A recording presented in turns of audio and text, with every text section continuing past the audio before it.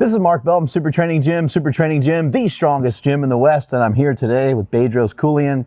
Super excited to have an entrepreneur like yourself in the building. Really honored to have you here today. Well, it's my pleasure, and I'm actually honored to be on your show, man. Thank you so much. What a privilege. Yeah, it's been fantastic. We learned so much about him through doing our podcast and through just kind of kicking it here at SuperTraining for a few minutes. Going to ask you a few questions. Number one, you embody the idea of the American dream, especially the way that it used to be years and years ago, especially being an immigrant. And you even will say you feel like you have the immigrant advantage. Mm-hmm. Yeah. Tell us a little bit about the immigrant advantage and what that means. Yeah. So, I mean, here's how I look at it. When you come, it's all perspective, right? So when you come from, the best example I can give you, one of my friends, his name is Jason Redman. He wrote this great book called The Trident. He's a retired Navy SEAL. Now, in 2007, he found himself in the Iraqi desert with his team of SEALs. They were about to go and kill some bad guy who was a roadside bomb maker at 2 a.m, because that's when they work. They have vampire hours, as they call it. And but as they were 400 yards away from the house that they're about to bust into, these dudes were hiding in a bush. They knew they were coming and lit up on him with machine guns. He was shot eight times across the body, once in the face, blew his orbital bone off, eyeball was hanging in his mouth, arm, etc. Right? You can imagine he was having a bad day, right? So he wrote this book, Trident, afterwards, after 42 surgeries and being put together like Humpty Dumpty. And he goes, B, I just don't have bad days now, because his thermostat for a bad day is set to that particular day. Anything above and beyond that is not a bad day for him. So when I come from an immigrant country, especially a communist country, as an immigrant, I come from a communist country where the KGB has come. I remember the KGB coming into our house. Imagine the CIA coming into your gym here, lining us all up against the wall while they inspect. They're lining us up so we don't go hide anything, right? And so they'd come into my parents' house several times. And as a young boy, I remember that, thinking like, what's going on? And my dad would just shush me. And then my dad and them would walk away and they'd shake hands and maybe some money was exchanged and they'd go away. Well, when you're living under oppression and fear and stores are empty and there wasn't food and anything available, only to a certain group of people who were part of the Communist Party, you all of a sudden come to a country like this, where when the economy crashes, when Bush is president or fucking Bill Clinton's president, it doesn't matter who the president is. Like, this country, even in its worst day, is so awesome compared to what I've experienced as a child growing up in Armenia. And so that's the immigrant edge. That's the immigrant advantage. And so I always say I've got the immigrant edge and I'm the American dream. And I share that from the stages because, Mark, 76% of Americans in a survey that was done just last year said that the American dream as we know it is dead, meaning opportunity for the average person. 76% of Americans, 3/4 of our country believes that the American dream as we know it is dead. It's actually not. It's easier it's just different. The recipe has changed. It used to be go to college, go get a great job, retire from that job with a great pension and a Rolex, and you'll have health benefits for your family and everyone's good. That used to be the American dream. Or open up a business, there's not a lot of competition. When you're the best at it, you build the best mousetrap, they will come and they will stay and they will refer. That's not how it is anymore. Today, the barrier to entry to the American dream is actually lower than ever. If you have an idea for something, you can take to the internet and just make it.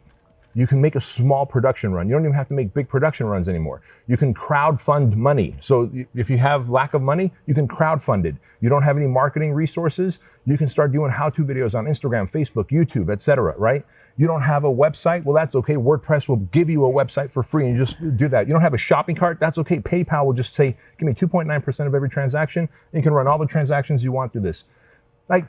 You don't have employees? That's okay. You can go to Fiverr.com and hire per project. The dream is easier to achieve than ever. It's just the recipe is different and everyone's still trying to run that way when they should be running this way. And I would literally die beating this drum as hard as I could, because I believe people need to realize that the American dream is more attainable than ever. And this immigrant has done it. And I'm just chomping at the bits to show people there's a better, easier way to do it than how they think it used to be. Yeah, it seems like there's more millionaires now than ever, and not even just millionaires, just more people prospering and doing really well from a financial perspective and just success in general. Yeah. Dude, when in our time, how old are you, if you don't mind me asking? 42. 42, I'm 45. So we're similar in age. When we were 15, 16, 17, 18, 19, 20. Do you remember any young kid our age between 15 and 20 saying, I own a Shopify store that does $40,000 a month? No. Now kids have a Shopify store, and all they do, by the way, is they take this guy's wine refrigerator and sell it to people, direct to consumer, to people who are looking for wine refrigerators. They don't even house the wine refrigerators or whatever the thing is. Young kids have Shopify stores, or they'll buy from eBay a unique item and they'll sell it for more on like a unique shoe, and they'll sell it for more on goat.com. It's cheaper and easier than ever to become wealthy and prosperous and successful, but the formula is different, and people need to learn that formula. People are making money playing video games. That's it. I'm solving a Rubik's Cube. Yeah. My son is about to get sponsored for being a speed cuber. Really? What? That's awesome. I mean, that's how easy life is now. Yeah, that's interesting. It's a great life. Can he solve like all the different complex Rubik's Cubes? Because there's like a bunch of bigger ones now. He can do 2x2, 3x3, 4x4, and then he could do, there's one that's like the triangle shaped, I forget the name of it. He could solve that competitively. How about you? Can you do it? That's my next 6-week challenge, and he's going to coach me. He's going to coach my you son's through going it? to coach me on the 3x3, which is the traditional Rubik's Cube that we all grew up with. But they're not even made by Rubik's anymore. Dude, these things are so complex. They're $80 for a cube. Every little piece pops off. They're spring-loaded, right? You can change the tension. They're spring-loaded, and so they're kind of bendy, flexible. And there's magnets on each cube that you can change on each little section because they click together. So as you're doing this, you're also using this finger to turn this way, which is why they're solving Rubik's Cubes in like between 6 and 11 seconds. Like, and it's done. Oh, they're cheating. I knew it. I knew there was something to it. Yeah, the magnets are the modern day steroids. Are you a pushover as a dad because you grew up with immigrant parents that maybe showed you love in a different way and it weren't real affectionate? Yeah. Or are you a big pussy basically as a parent? I am. I'm wrapped around my kids' fingers, and I know it, and they know it. But we've also, my wife and I have been able to raise 2 awesome kids. If we've done any one thing right, and it's like 99% my wife, 1% me, we've raised 2 awesome kids who realize they need to be servants of humanity, that they need to leave people and things better than they found them, and but they also know they can get whatever they want from me because I didn't have a lot growing up, man, as an immigrant, and so I just want to give them a lot. I want them to fly first class. When we go to Europe, I want them to have their own little pods to sleep in, but then sometimes guys like my wife, it's like, hey, you're going to do a boys trip with Andrew to Vegas to do the Speedway. Take Southwest and sit in the very back by the toilets where the seats don't recline. I'm like, but can he just do that? And I'll take, he's like, no, right? And so then he'll experience that. I'm like, buddy, this is how majority of people fly, just so you know. Like, and we have that talk about it. But yeah, man, I am a pushover. We were at like a adventure park or something like that one time, and my son was like, he's like, I'd like to know what it's like just to stand in line. I'm like, no, you don't. I'm like, don't ever say that. Yeah, no, you don't want to know what it's like to stand in line. It's like, we don't need to stand over there. Yeah. It's a good feeling, right? To be able to provide that for your kids? Absolutely. Yeah. What do you think, when we were kids and someone was trying to be an entrepreneur, people would just say, that guy doesn't have a job. The guy's a bum, right? Yeah. What's the difference between someone that like doesn't have a real job and a real entrepreneur in your opinion? Well, if someone doesn't have a job but they have a dream, like I can respect that, man. Especially if they have a dream that now they add the third element, which is the accelerator, which is work, right? We know plenty of people who don't have a job, have a dream, but then they're playing the Nintendo or whatever the modern day video games are today, right? PlayStation, Playbox, whatever the fuck it's called. But dude, if you believe in your convictions, like I would have no problem today having a dream, having crazy work ethic, and living in a spare bedroom or on a couch of a friend's house, eating top ramen in pursuit of that dream. I would do that today if I can go back versus having 3 side jobs just to make my dream come true. Like I would downsize my entire life to live off a friend's couch and top ramen to make my dream come true. But most people who don't have a job but have a dream don't do that third thing, which is the action, right? The work. What about, there's a lot of people that, they want to put something into play, but they're not sure of like what their passion is or what their purpose is. How do they, find their passion? Well, as we said on your podcast, I know it's like a loaded question that you're throwing to me. underhand pitch for you. Yeah, you don't necessarily find your passion or your purpose. You develop it, right? Because it's not lost. And most people don't realize that we all on this planet, and again, I'm not the most divine, holy, spiritual person at all, but I do believe we're born for a reason. And that reason is usually to serve humanity in some capacity.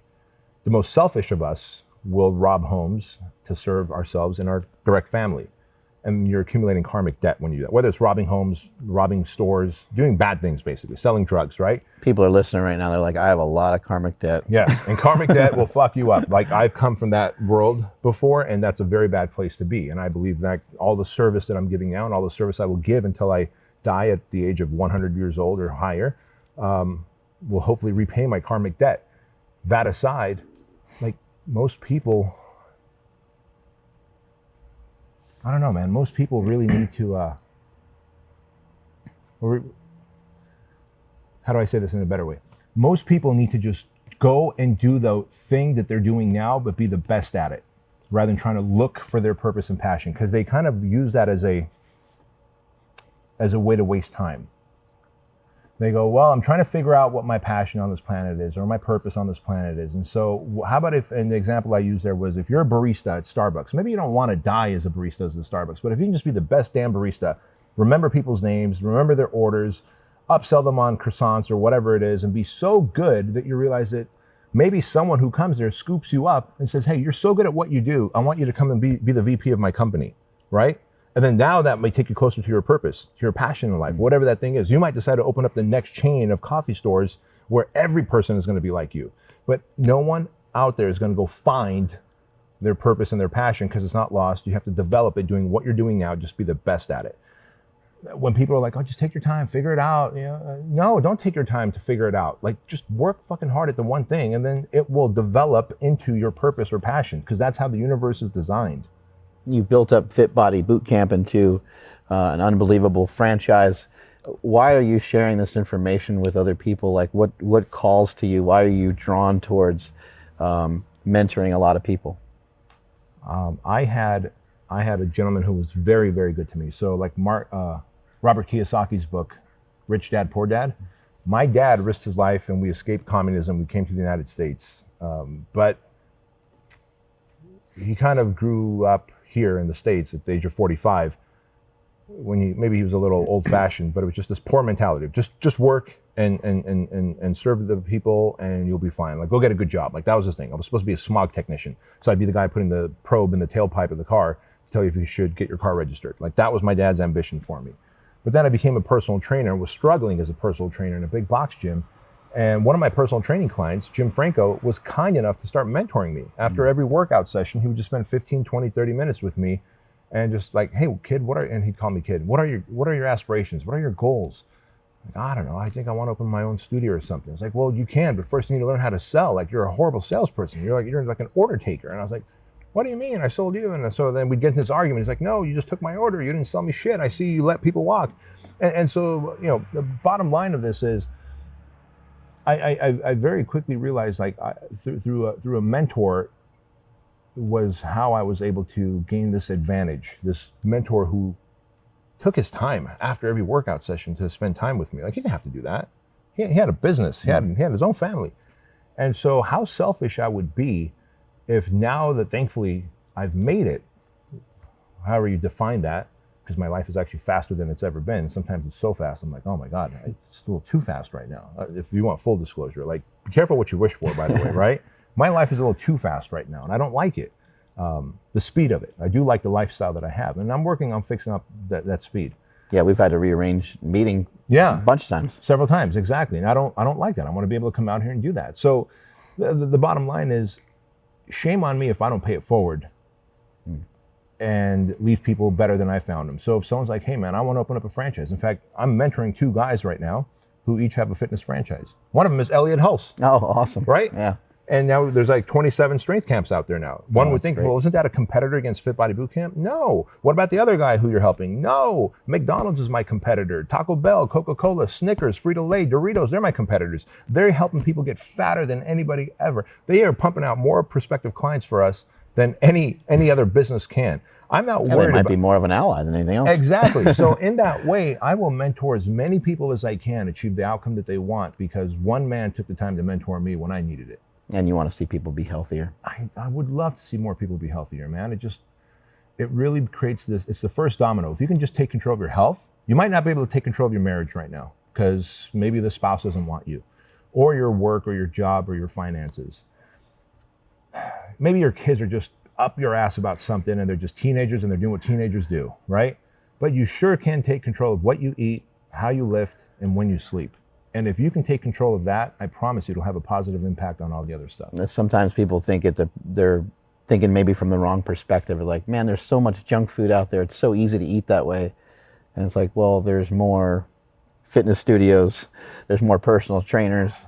There's more healthy food. Like, it's easier to get healthy food. Than ever before. You travel often. I mean, you see the Quest bars and you see the hard-boiled eggs, and there's a lot of options towards eating a lot healthier, especially than there was maybe 10 or 15 years ago. Last question. You come from a rough background where you were sexually abused as a child. Yeah.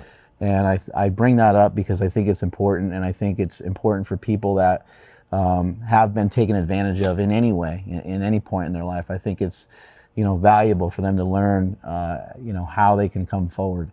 How has, coming forward and sharing this information helped you, whether it be, just here, like on a podcast or in my gym, or sharing that with your wife must have been a huge, valuable thing for you. It was a burden taken off of me, yeah. And you had a lot of therapy as well. Mm-hmm. So I'm 45 now. It wasn't until about almost 4 years ago that I worked with a therapist again for the second time around. And this time I actually talked to him about that. And there's a great book out there. I'm trying to think of the name right now. I forget, but I'll think of it in a moment. But talks about 1 out of every 4 people have been sexually abused, rape or molest. 1 out of every 3 people have been physically or mentally abused. Here's the crazy thing. No matter if it's sexual or physical or verbal mental abuse, the same part of your brain lights up in a CAT scan, the fight or flight mechanism, right? And The Body Keeps the Score, by the way, is the name of the book. Great book, The Body Keeps the Score. And the reason it says that is most people who have gotten morbidly obese, when you interview them, turns out there was some kind of abuse, some kind of sexual abuse, physical abuse, mental abuse. And in this country, in the Western world, the United States especially, if you want to disappear, if you want to create a wall around yourself, just get fat. Like, no one wants to see you, look at you. And I know we're all about fat acceptance and all that shit now, which by the way is a whole other thing and we shouldn't be. Can I just share something with you real quick? Absolutely. As a human race, Mark, if we saw that there were some animals out there, a particular type of animal, all of a sudden we see giraffes like getting bloated, right? And then they're starting to like develop gout. What would we think? The giraffes are going to go extinct. Right. And as humans, what do? Let's raise funds. Let's do something. Let's save them. They're about to go extinct. Well, there's this like pretty important fucking group of animals that are getting bloated, that are getting sick. Right. No, animals aren't pitching in to raise funds to make us better. Right. And instead of us realizing that we're about to go extinct in some capacity, maybe by way of activity, by way of picking up our kids, because if you're morbidly obese, you simply can't pick up your kids. You can't do the simple things you can't be of service to anyone. You can't be of service to anyone. You're not going to feel great about yourself in that process. You're alive, but you're not living. Yeah. You're alive, but you're not living. That's going extinct. Yet no one's doing anything about it because we're all about fat acceptance. So I'm just going to divert back to that because I think that's a topic that I'd love to come back and do a whole other talk about that with you because I think you can resonate and understand that. But going back to this point, which was what? I got sidetracked because I got so... we were talking about your abuse, sexual abuse as a child and coming out and talking about it. So when you've experienced any kind of abuse, it puts on these filters on life. Like, so to me, like all men were bad. You can't trust guys. Like I must always come out with my chest up. And in that book, The Body Keeps the Score, he literally talks about boys who have been sexually raped, molested, typically end up using steroids and getting really big because the mindset is, I'm going to be so big and strong, this is never going to happen to me again. Well, the reality is you don't even have to use that stuff. It's just by the fact that you grow up and become a man, no one's going to molest you, right? Because you're a grown-ass human. Little kids get molested. But the little kid inside is like, I must get big and strong to protect the little me. That is not solving the problem. That is just masking the problem. So we walk around with all this trauma, with that part of the fight or flight of the brain lit up, and we freak out over everything. We're panicky about guys and this, or we're helicopter parents because this happened to me, I don't want that to happen to my kids. That's not a way to live, man. You're always on edge. You're always on edge. And I was always on edge. And when I was able to start talking about it openly, because I worked with this therapist 4 years ago, the first time I actually shared the stage with Tony Robbins, he got off the stage, I got up on the stage, and I was supposed to talk about business development. But I was like, you know what, fuck this. It's a room of 330 people who were multimillionaires or billionaires. I'm like, we don't need to talk about business development to millionaires and billionaires. Like, what can I tell you? You can go hire your own VP. You can go hire a CEO, just like I have. Let's not talk about that. Let's talk about the real thing. What are we doing right now? How many, if the stats are right, 1 out of every 4 people have been sexually abused, 1 out of every 3 people have been physically and mentally abused. Out of 300 some odd people, there's a lot of us that have been like abused. And I'm one of them, and I just put that out, and that was the first time I talked about it. And I'm big, I'm bearded, people go, you look rough and tumble. Well, someone like you can talk about that. So for some reason, I've become like the spokesperson of it's okay that that's happened to you, but it's not okay that you don't do something about it, like talk to a therapist and work through it, because you then bring it into your marriage. When you snap at your wife towards something, you bring it into your workplace, you bring it into your other parts of your life. Now I don't bring it into my marriage. I don't bring it into work anymore. It's an event that happened to me. I'm not broken or unlovable like I thought I used to be, right? Because that's what happens when you go through that. Instead, I'm actually very lovable. I'm very compassionate. I'm very empathetic. And that's a superpower that I have, man. And so when I share that from stage, people are like, oh my God, dude, I need to work with a therapist then. Thank you. If someone like you can talk about it, has experienced it, then I should be able to do that. So it can be a superpower, but you've got to work with an expert to work through it.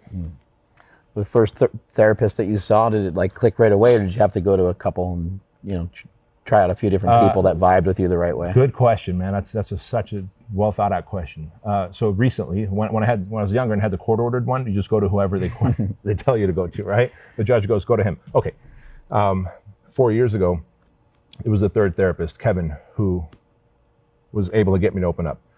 The first one, I didn't feel comfortable with her. The second one, he seemed a little too young, and I could just divert his questions. Kevin, older dude, he looked like Einstein without eyebrows, like just gray hair, no eyebrows. And I was like, what the fuck is up with this guy, right? Just old dude. But I was like, hey, Kevin, I'm a salesman. So I was like, hey, Kevin, how's your day? And I try and talk through that hour, just waste it. It's like, my weekend was fine, my day is good. We need to talk about you. I'm like, shit. So I would finally find my way talking about me. And he would cuss up a storm like I would. And I was like, all right, he's a real dude. I got it. He's a real dude. So it took a little while for us to click. Yeah. The other two I did not click with. I could have been with them for 3 years. They still wouldn't have known that I was molested, and I wouldn't have gotten the help that I needed. Do you still talk to him? I've sent 29 people to Kevin, clients, people that that I work with, and I don't see him as a therapist anymore. We just get on the phone and talk. That's great. But I do know, like, if hey, Kevin, I need to check in. All right, show up on Tuesday. So it'll be like, there's not a scheduled thing. I'll just show up when he says to, because there's so he taught me something. Your audience really needs to hear this. It's called HALT. When you're hungry, angry, lonely, tired, those things will trigger whatever your addiction or bad habit is. So for me, it's I rage, I get reclusive, I just F the world, and I'm done with the world. It's easy to take, like when you're hungry, don't be a tough guy. Just go eat, right? Or drink water. When you're angry, ask yourself, why am I angry? What's going on? When you're lonely, get someone to talk to. Get some love. We need love in our life. When you're tired, hungry, angry, lonely, tired. When you're fatigued, you tend to make the worst decisions. You see that chocolate chip cookie in the morning on your counter, and you can go, I'm not eating it. At night, you're fatigued, you have lower willpower, and tiredness makes you eat it, and then you regret it, right? And so he taught me that, and so if I need a check-in, I just go, hey, Kevin, I need a check-in, and we'll just get a little fine-tuning into my life, and I'm back at it again. So many of us need to work with a good therapist, but it's become such a taboo and scary thing. I'm here to tell you, it's not. You need it. Awesome. Thank you so much for your time. Strength is never weakness. Weakness is never strength. Catch you all later.